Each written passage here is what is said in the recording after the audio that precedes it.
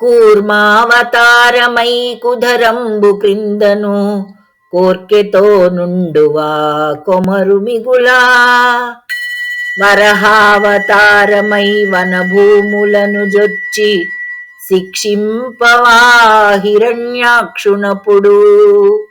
నరసింహమూర్తివై నరభోజను హిరణ్యకశిపుని ద్రుంపవా కాంతిమీరా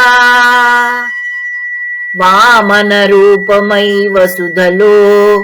బలి చక్రవర్తి నరంపవా వైరముడిగి